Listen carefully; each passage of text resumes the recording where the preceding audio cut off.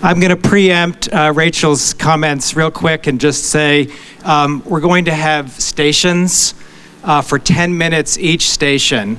So we'll each be giving our brief spiel 4 times. So you're going to hear from each of the 4 of us at least once during the session today.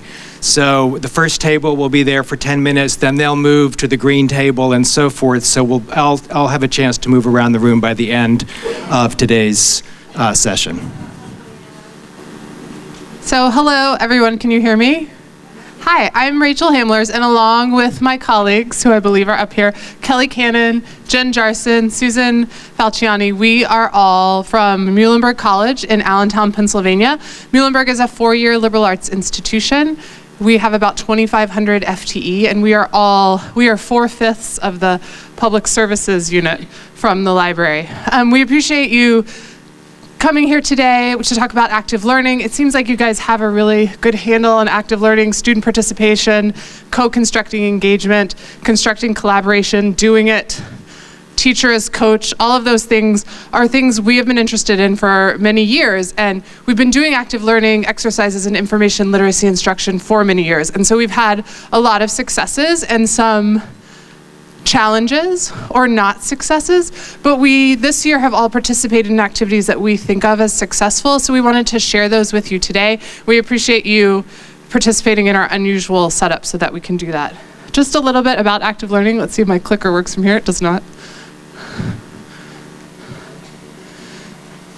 Active learning, as I'm sure you know, is a pretty old pedagogy. I say pretty old because a lot of the really fantastic active learning literature is from the 90s. And that's when a lot of our students were born. So it's really, really, really old, the 90s.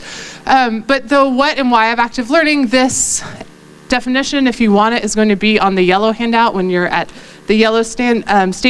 But I just think of it as engagement in the learning process by the students. And sometimes it's easier to think of it from the opposite. So active learning is kind of the opposite of a lecturer standing with the knowledge at the front of the stage and filling the empty vessels, which are the students, with that knowledge.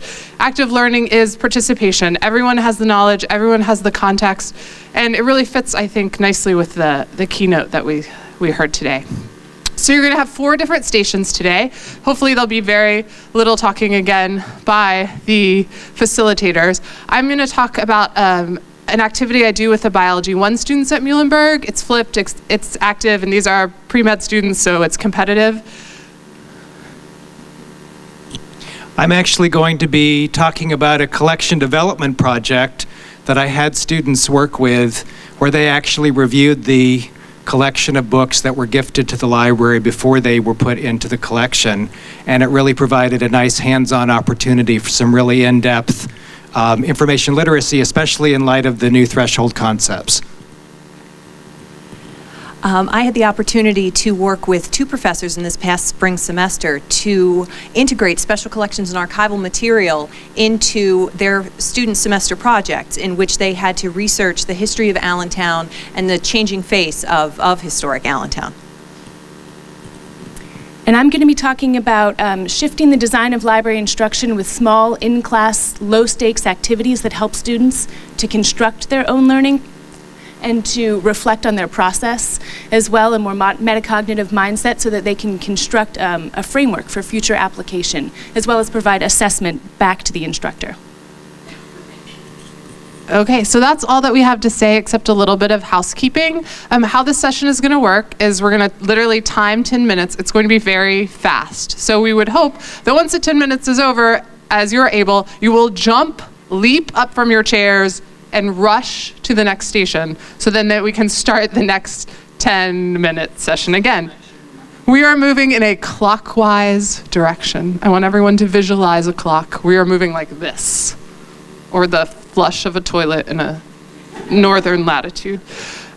Hopefully in the last minutes, we will have time to wrap up. If you hear something that has inspired you to do something at your own institution, if you actually have a project that you've been working on or that you've worked on that you think fits nicely with this, that you would like the larger group to hear, if you have questions or comments, those are all things we would love to hear in the wrap up. So save those, take notes, so that we can have time to wrap up. Does anyone have any questions right now? Okay, we're gonna get started. Do any of your institutions have a special collections librarian that you might have the opportunity, of outreach that they do, or classroom instruction? Okay, great. So maybe there's some ideas that you can take back from there. We're all familiar with kind of the show and tell, look but don't touch aspects of special collections store. We've all seen undergrads troop in and they have, a librarian in white gloves who, if you're lucky, is like turning the pages of a Shakespeare First Folio or something like that, if you're lucky. Well, I'm not that lucky, and it is impressive. Special collections materials definitely sell themselves. The students, there's a huge wow factor. They may go back and tell their friends about it or their parents. It may even increase their pride in the institution that they have this stuff. But there's still a barrier that's there. It's still kind of that museum hanging on the wall display distance, that they don't make that connection that I can use this. This is here for my use, actually. And so special collections have been a little bit, as much as active learning has been around since the 90s, special collections a lot of times can be a little bit behind the curve because, well, a lot of reasons that we can all imagine. There's high-value items, the fragility of the items, special collections and archive staffing needs may not be exactly up to where we would all ideally love them to be. And so this is really unfortunate because primary sources are an invaluable source of active learning. I mean, if you look at all the different threshold concepts that we're all reading about and hearing about, for students to be able to delve in and construct meaning out of, primary sources or a collection of 200-year-old letters, for them to realize that scholarship is really a conversation that's being held, and that they may get a totally different interpretation of something than the group that's working over there. I mean, it's the perfect tool for it. So I feel like it's selling itself to faculty too, but I'm enthusiastic and have only been at my job for a year and a half, so I'm still hopeful. So the biggest challenge I think that I found at my institution is that when faculty come in requesting information literacy sessions, they pretty much already have an idea of what their semester project is or what the paper is. And it may have been calcified in their syllabus for 10 years, and they're not messing with that necessarily. And so tacking special collections instruction onto the end of just a humanities one-shot session. Here's the databases, here's how you search the catalog. Oh, and there's primary sources, so call Susan in case you want to look at some letters. Hasn't really had a lot of appeal. And so what I'm actively working on and want to encourage you guys to do is to be able to reach out to faculty somewhat on an individual basis if possible. And basically, it can be so hard to penetrate into their already, it's great that they've already incorporated information literacy and the library into their courses, but how can we get them to plan their projects for the holdings that we have? So I basically try to be as loud as I can and be in as many places as I can. And where the venues that I've been able to find for that have been faculty department meetings. I go to department meetings of different places.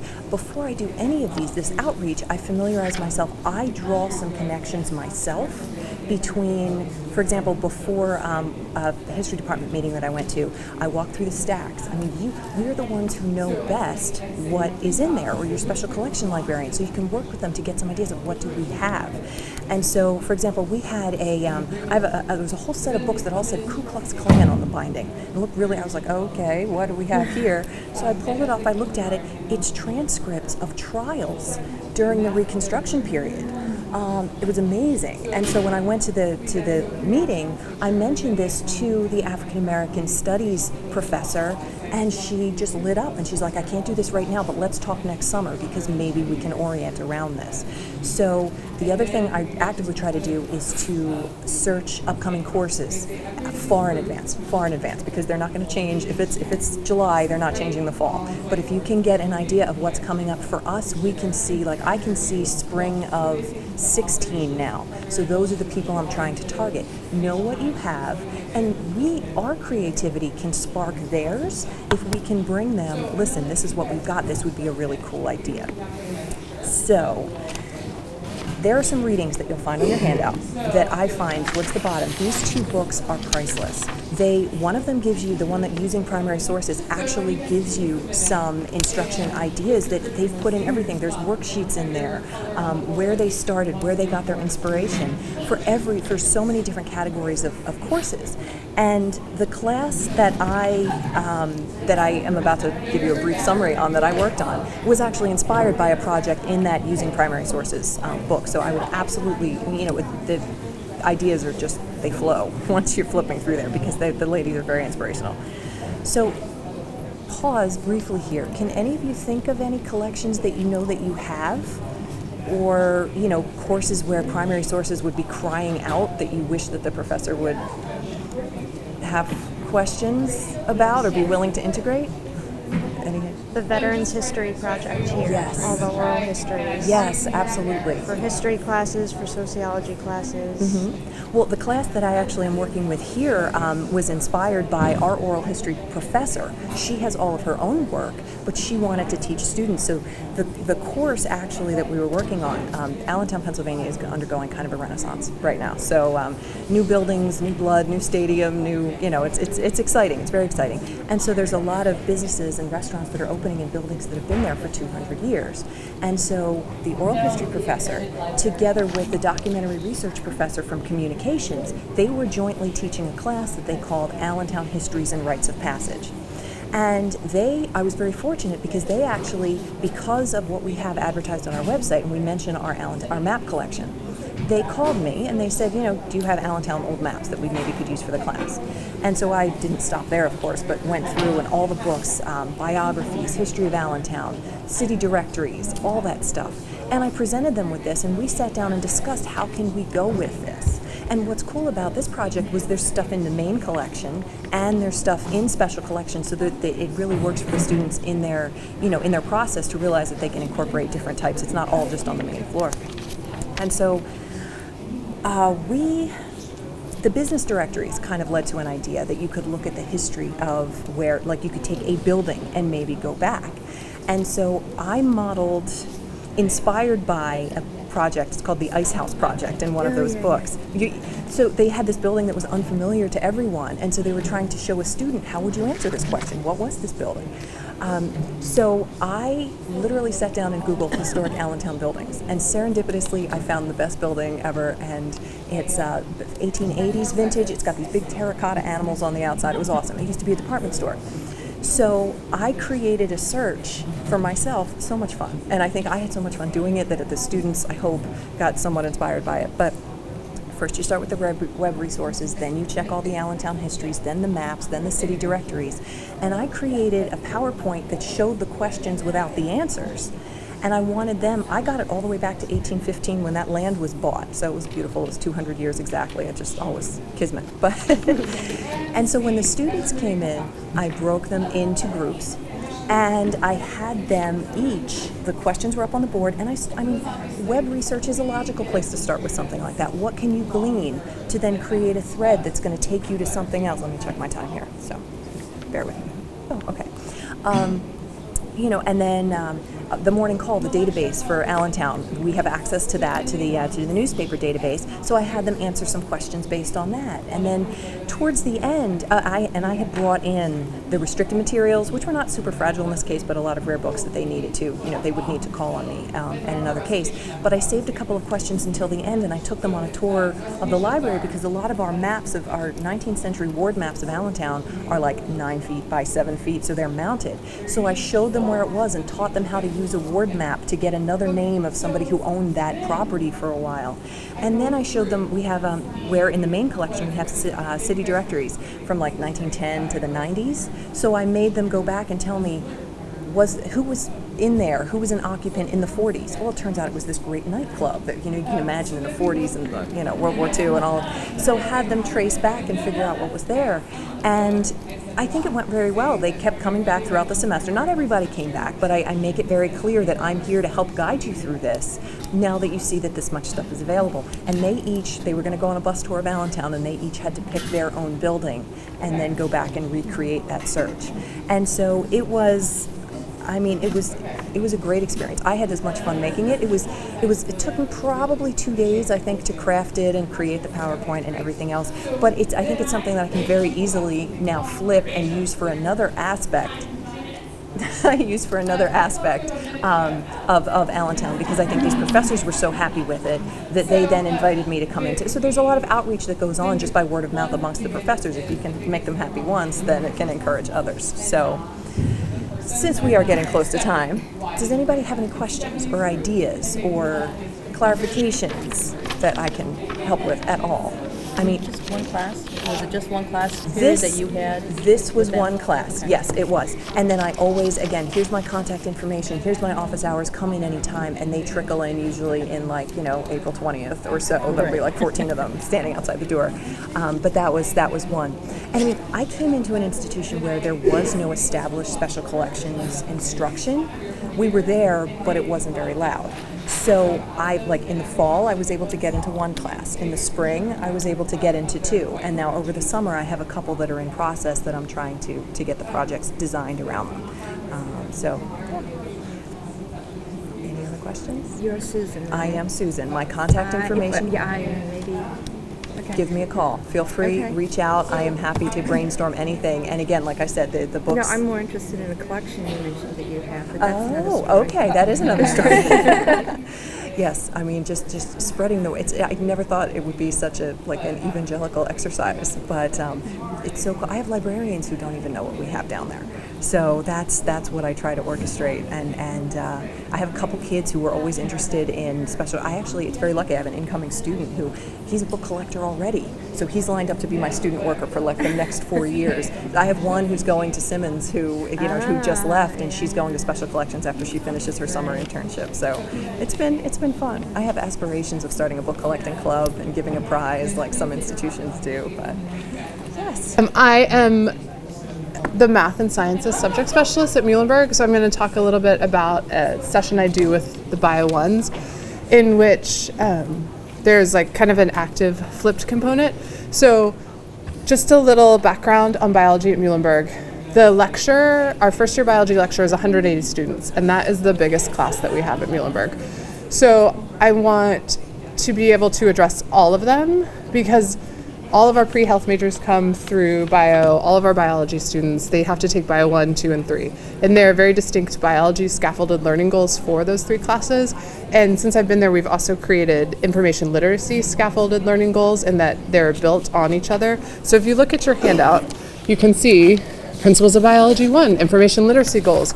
Those are our InfoLit goals for the bio 1s. And they're not really so much about searching and reading. We do those things in the second semester. It's more trying to get them to start thinking about scientific communication, in that when they're a sophomore and a junior and they see again and again on their syllabus, you need to write this paper, you can only use primary literature. You need to write this paper, you can have up to 2 review articles, but that's it, and only if you're not citing the experiment. I want them to know why. I want that to be not just a list thing for them, but I want them to understand why the conventions of scientific communication are the way they are, as does the biology department. So I come into lecture and talk to about 180 of them. They pair off, and I ask them to give me a definition of primary, popular, peer-reviewed, and review articles. Some of them come from sci-tech high schools, and they are on it. They have the exact answer. Some of them, both in the pair, have no idea what I'm talking about.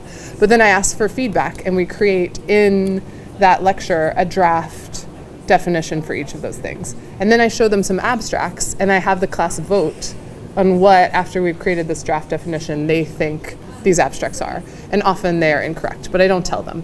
So then I send them home with the abstracts and those words, and I say you can use whatever you want. I suggest using Credo Reference, which is our online reference database that has many medical dictionaries, biological dictionaries in it. But you can use whatever you want. Come to recitation, and recitations are about 10 to 15 people.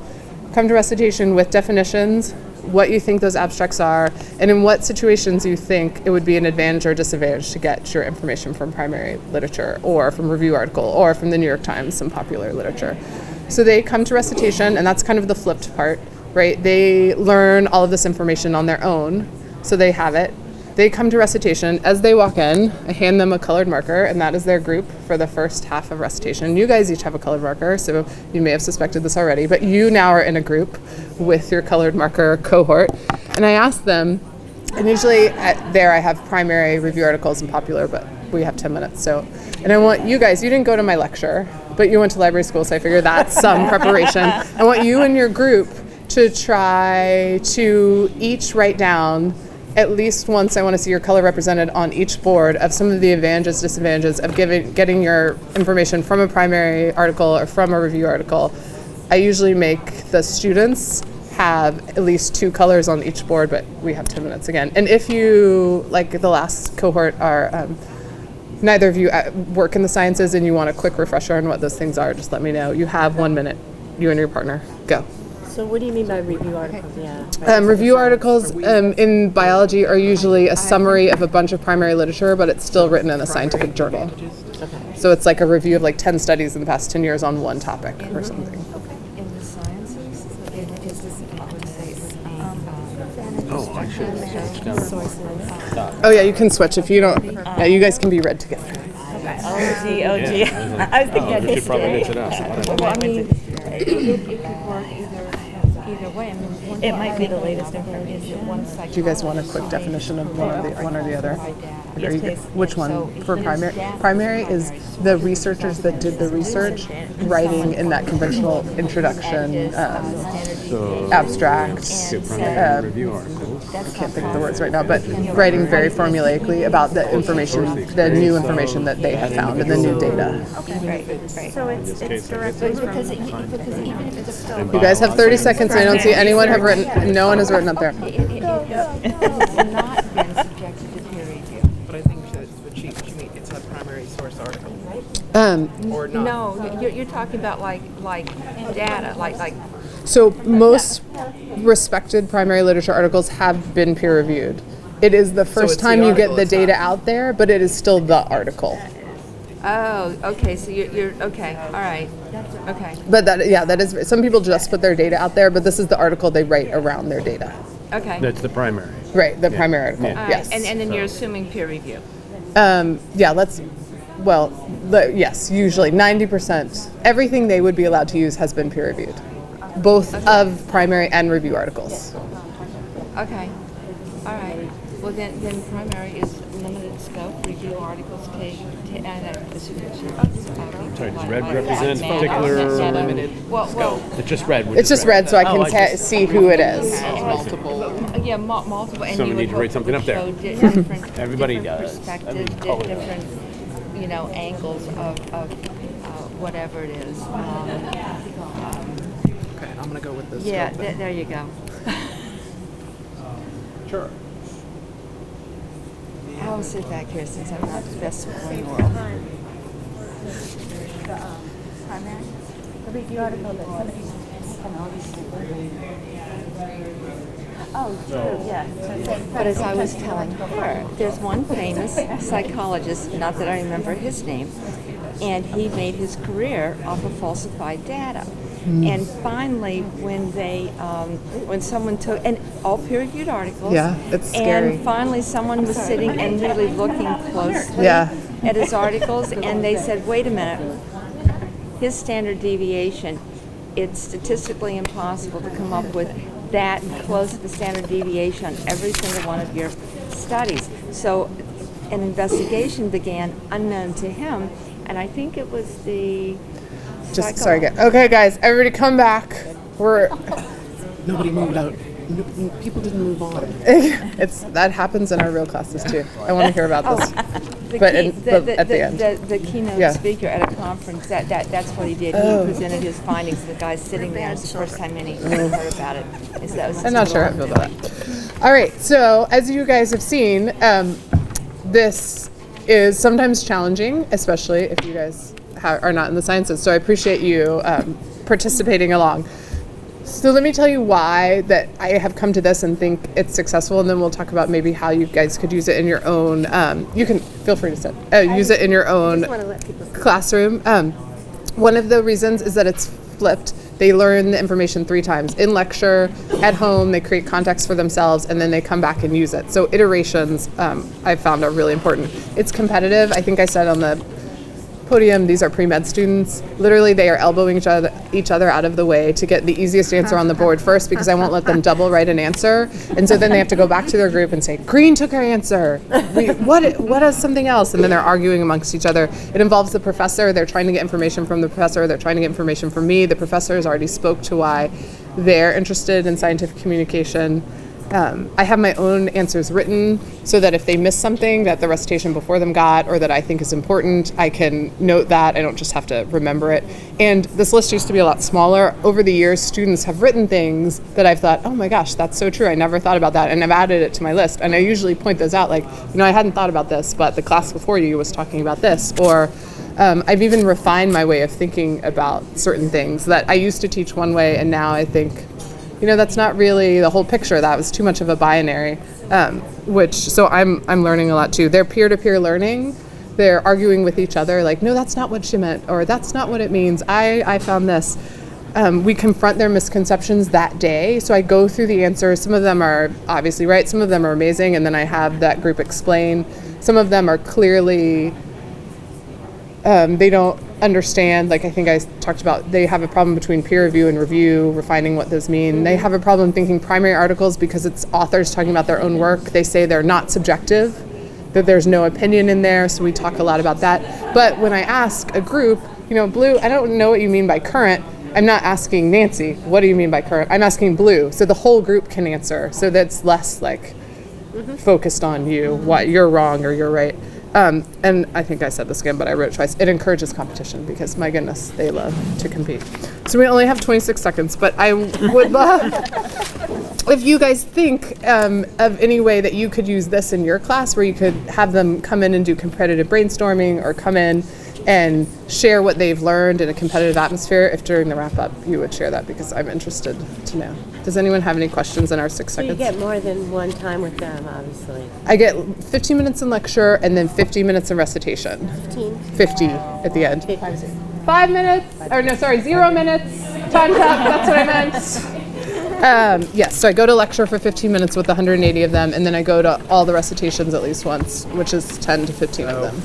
I've always been running out of time, so watch me complete it in 5 minutes this time around. But I'm Kelly Cannon. I'm the Humanities and Business Librarian at Muhlenberg College, and I also do outreach and scholarly communication.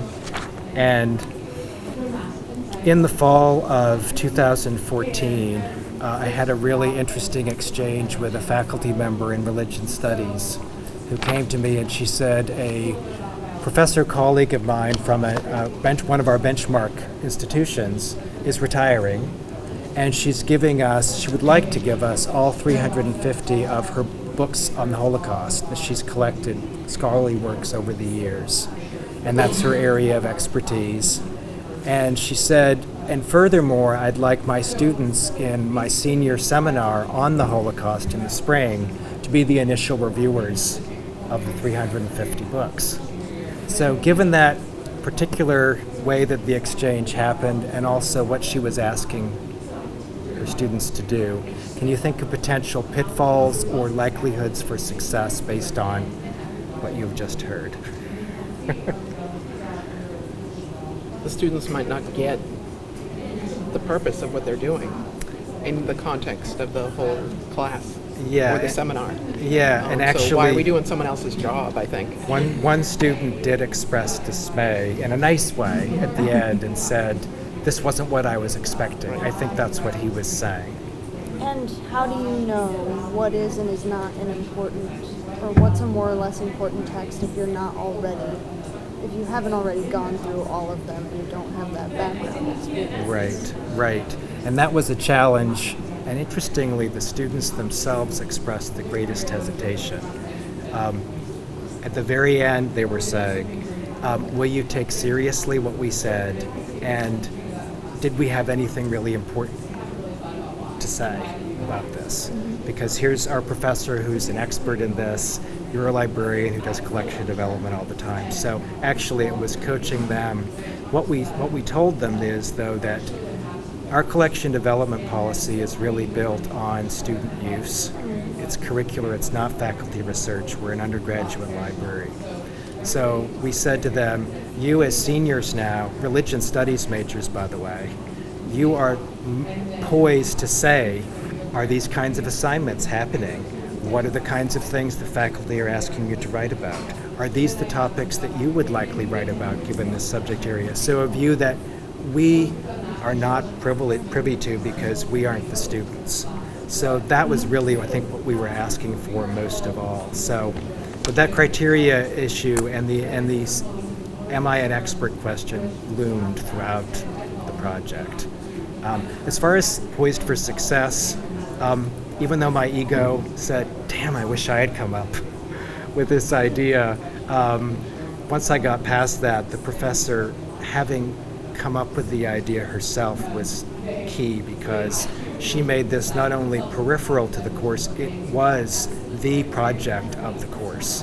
Their final paper was about this. It was not about anything else. It was about what they had found out in their project. So it was very integral to the course, and I'm afraid it would not have been had the professor not been completely on board with it. The other thing we had to iron out, though, was in advance that the student learning was going to be the priority. What actually happened to the books, yes, we would take their comments, but the professor and I would then revisit and go over everything and make a decision, if need be, independently of the student comments, but that the students were to experience what it was like to think about these materials in a scholarly way. And so we sort of had to separate the two goals. I also had to tell the students up front that it was likely that only a minutia of the books would ever make it into the collection, because that's the nature of gifts, that we often already hold something or whatever.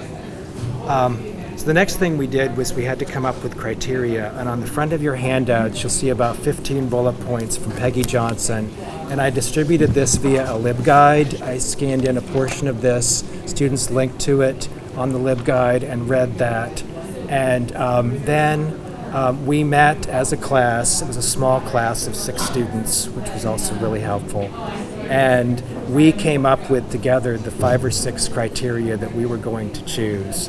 And at the bottom of the front of that handout, you'll see those criteria. So the first thing the students wanted was, they said, we hear that the college subscribes to RCL Web, and I had made them aware that we had this. Does anyone use RCL Web? I did. We don't have it anymore. Can you just say briefly what it is, or do you? We use it for collection development, looking up titles. It's kind of an ideal undergraduate library of 65,000 titles, and it's changing all the time. So we use it heavily. We're trying to increase our percentage of what we hold in that. And so the students said, well, if it's in there, we're going to take this as a very positive measure that we should probably include this in the collection. The second thing was, they said, well, we need to check our own catalog and see if we own it. But then also a student said we should also look to see if other institutions that we respect, like some of our benchmarks, also own the title. That might be a recommendation. Then the professor said, and this is really getting into the nuts and bolts of the threshold concept, she said, you need to think about, always in our field, whether a source is primary or secondary, because that changes the criteria a lot. You need to separate out the narratives, the diaries, the journals, which we have a lot of, by the way, she said already in the library, and then we have the scholarly commentary. So they were asked to do that, and then she said, I would like you to identify the genre. So within secondary, is it a monograph? Is it a collection of essays? Is it a collection of reprints? In primary, is it journals? Is it diaries? Is it letters? Is it memoirs? Whatever. And then finally, a note field, and this is the thing the students struggled with the most, a summary comment about evaluating that particular title. And students would say everything like beautiful cover, attractive binding, but they didn't want to go to this scary thing of what makes this a scholarly work. And that was the challenge. In the end, on the back of your handout, you'll see a screenshot of the Google spreadsheet that we set up in the LibGuide that all students could access, and we split up the 350 titles, each student taking 40 to 45 titles, and they had to fill in all the columns, which were the 5-6 criteria that we'd come up with. And so we have this spreadsheet that we can turn back to, and then the end of the semester, students wrote a 5-page paper in which I asked them to identify their 3 top picks and a 1.5-page rationale for each of why they would select that particular title above all others. I have not seen those, but that was their culminating project for the semester. Some takeaways that I thought were really kind of interesting. One student of the 6 suggested some dismay that this was not at all what he was expecting in the course, understandable.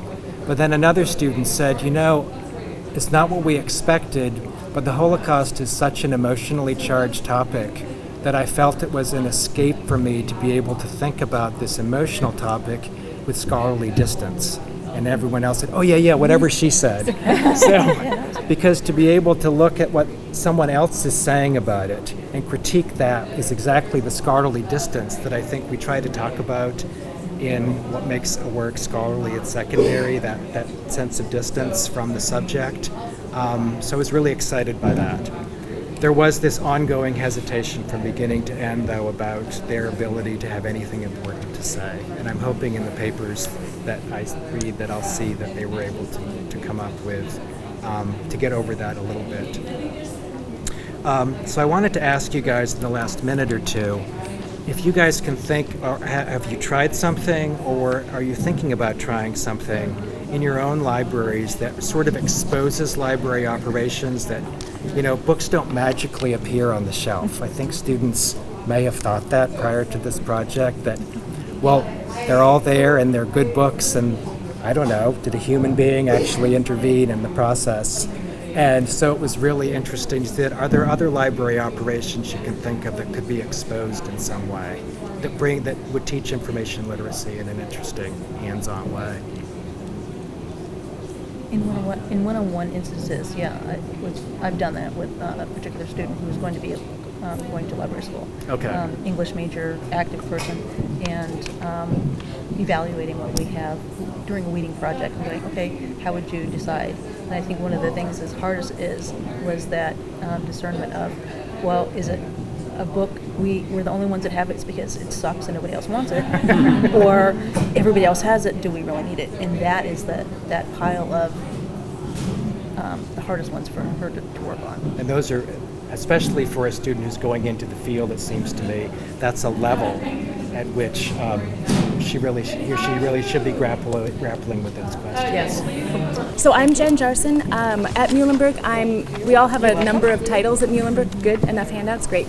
We have a number of titles at Muhlenberg. One of my titles is Social Sciences Subject Specialist. So with respect to instruction, I work primarily with social sciences students and faculty, if that's helpful context.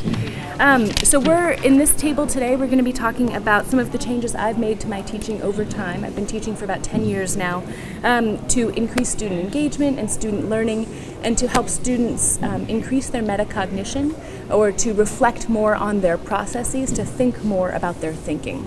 The front of your handout here has some definitions of 4 key concepts that I think are vital to the ideas that I want to share with you today. They might be familiar to you already, or perhaps these will be helpful definitions if they're not. So when I first started teaching, like I mentioned, I did a lot of, 10 years ago, I did a lot of lecture. Sorry about that.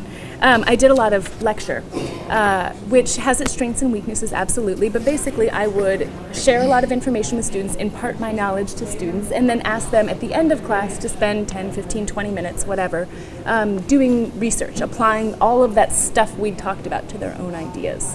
And of course, lecture has its place, but I wonder if anyone can spot a weakness with a lecture-only approach. Any weaknesses you've seen when you lecture? Lots of information, little time to apply. Lots of information, little time to apply. Yeah, absolutely. Anything else?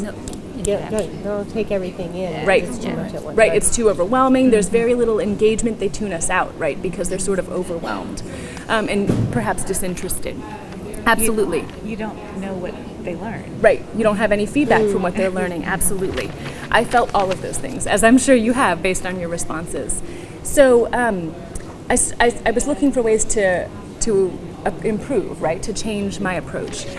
So one of my goals absolutely was to increase student engagement, but also, like we're suggesting, to increase student learning and development, right? So what I tried to do in this, what I'm now looking back on as phase one, what I see is like my phase one of my self-improvement regimen, I started to incorporate more scaffolding into my sessions. Is that a term you all are familiar with? If not, there's a definition on here. Scaffolding really means breaking up learning into developmental pieces, right, to make it more consumable and more easier to apply. So essentially, I broke my lecture down into more consumable pieces, into those developmental chunks, and I would lecture a little bit maybe, or discuss with students the concepts of that chunk, or demonstrate for students the concepts of that chunk, ask students to apply that smaller chunk to their own research for a few minutes, regroup in class, they could ask questions if they weren't sure what was happening, and I would consult with them individually, and then we'd move on to the next chunk. And so this could happen in a one-shot session, or it could happen over a number of sessions, depending on how it was structured. So I did feel like that increased student engagement. The interactive time being interspersed throughout class helped to improve engagement. And I felt like students were applying more of what we talked about throughout class. But I imagine you're already thinking of some weaknesses of this approach. Can anyone think of a weakness of scaffolding only? Does anything come to mind? You could lose the thread of the big picture. Absolutely, we could lose the thread of the big picture, yeah, good. I felt like students were really doing, when I really thought about it, that they were just mimicking back to me what I was doing. They weren't necessarily engaged with the ideas of it, right? They still didn't understand why we were doing what we were doing necessarily. So that felt frustrating to me. And it was a lot of me leading them still, right? I didn't get a lot of feedback from them, even though I was trying to help them develop. So in what I now recognize as maybe phase two of my teaching improvement regimen, I kept the scaffolding scheme or structure, but I added in more constructivist kinds of activities. I was sort of looked at this through a constructivist lens. If you're not familiar with constructivism, I'm no expert, but basically constructivism has to do with students experiencing and, or I should say learners, experiencing and reflecting on those experiences to develop their own understanding and knowledge. So in this constructivist approach, scaffolded and constructivist, I basically took those chunked pieces and turned them into, rather than discussion or demonstration or lecture, I turned those into experiences, right? Opportunities for students to experiment and then develop their own ideas about why what they were doing worked or didn't work. So I would call that, they would have experiential learning there. They would develop best practices out of their experiments that they would contribute to class discussion. And that's that metacognitive piece. They would reflect on why what they were doing was a best practice and how that would be something they could apply to the future. They would contribute to the class. Also, we would build those best practices together.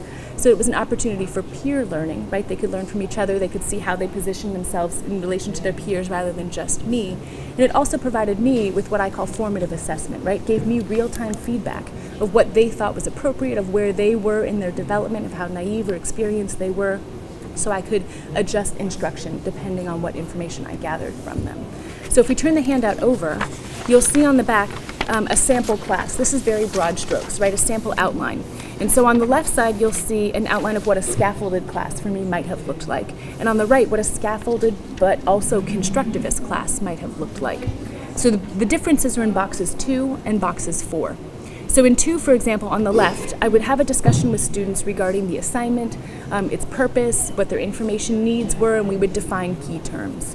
But on the right, I felt like students were just mimicking to me what those things were. They didn't really know how to identify what scholarly meant or what empirical meant, for example.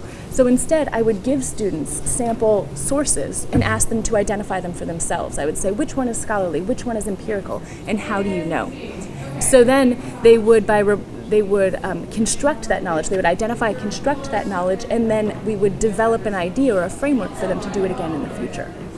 In box 4, on the left, here's an area where I would chunk those different keyword searching processes or navigating a list of search results or something like that. We would break that down and have students do it. But on the right, rather than demonstrating and discussing first, I would give students a problem to respond to, and they would experiment and then develop their ideas that they would share with the class. So you can see we're still doing it in chunked pieces, but instead it's activity-based and experiential first for students so they can build their own mental models around this. Is everyone with me on this? Any questions or concerns about this or comments? What level students? So that's a great question. This particular class right here is a 300 level class, these are students who have just entered the media and communication major, and they're working on a literature review assignment. So they're some sophomores, some juniors. I've used this approach for all different levels, though. This is just a particular model, yeah. But I think the strength of this is that it helps me, especially when I have a class with mixed levels, where I have freshmen and seniors, because everyone gets to contribute. So for those students who felt, well, I've been in here a million times before, I've done this before, I say, well, that's great. Everyone can help learn from your experience, and then they recognize things they didn't know. And other students feel like, well, it's okay, I'm going to learn as we go.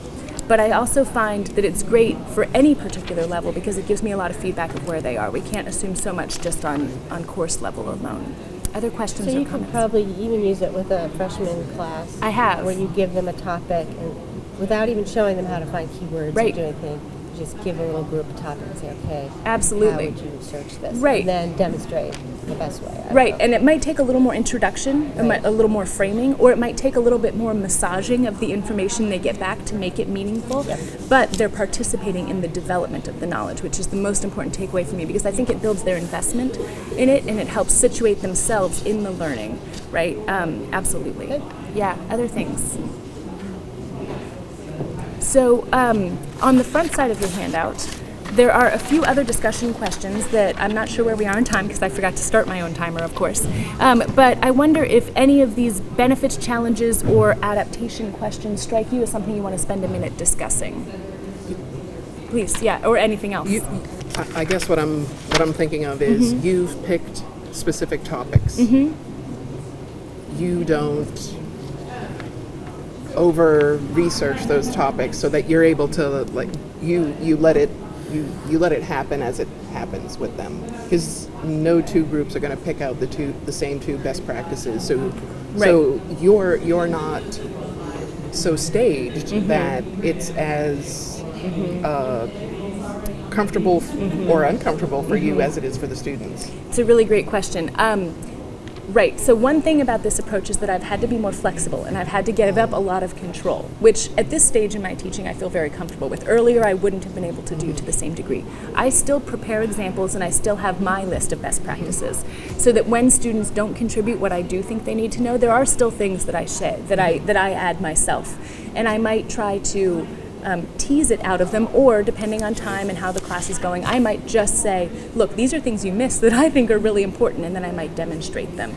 So, and I would, depending on the tone of the class, I might guilt them into it. I might say, I can't believe you guys missed this, you should know this, or perhaps this seems so basic, but it's really important to mention because, right? So but I'm not sticking to the script in the same degree. I'm absolutely responsive to what they're telling me, and I'm adjusting the tone and the nature of what I'm saying to what they're telling me. Great question. Other questions or comments? So I wonder, I see Rachel going around talking about timing. No, okay. So I wonder if there are other challenges or concerns that you have about this. What feels scary about it, or what feels like it's not actually helpful? Students who do nothing, who will just wait for you to do something. Yeah. And you have a group of students who just Okay. more to join than the other, but that is So I wanted to take just a few moments. I think we have, about 5 minutes? 10 minutes? 5 minutes. Okay. Any sort of takeaways, questions, or comments on any of the three, or something else? Something that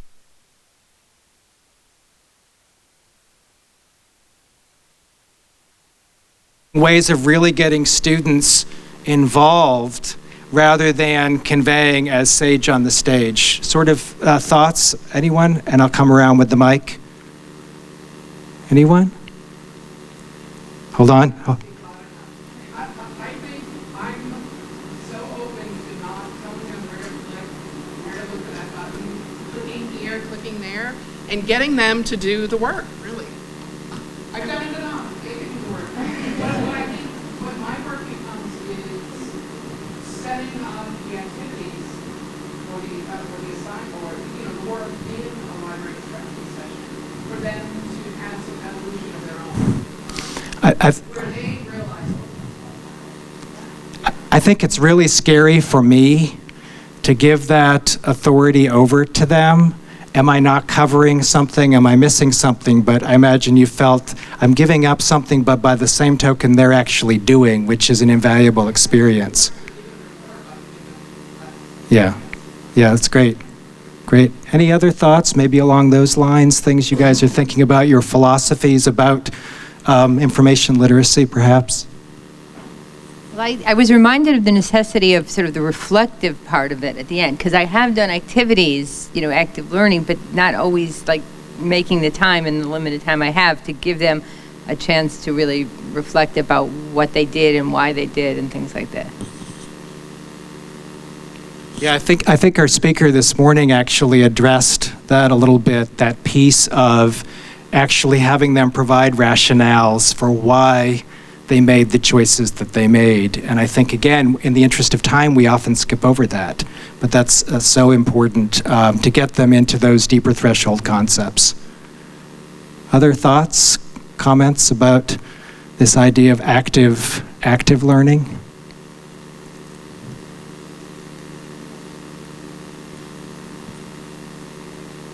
I'm just sitting here feeling very excited about an idea I just had. I'm at a community college. We teach very basic information literacy instruction. And I'm telling you, I know an English 101 instructor who would love this. We're going to do a mock court in the fall. We're going to assign clumps of students in an English 101 class to investigate. You guys do the web, you guys are going to do the books, you guys are going to do this database, you guys are going to do that database. Defend your database. We'll have a mock court, and I'll just be the judge. I'll wear my robe, and they'll get up there and they'll have 10 minutes maybe instead of 5, and they should defend why the best place to go to find the kind of information their assignment is asking them to find is the book catalog or ebooks or wherever they have been assigned to investigate, and they'll do it as groups so they don't feel scared. And I'll be the judge. Absolutely. And again, that being able to sort of be surprised by the types of things they say, but that's where the learning is really going on, is when you're allowing them to do that.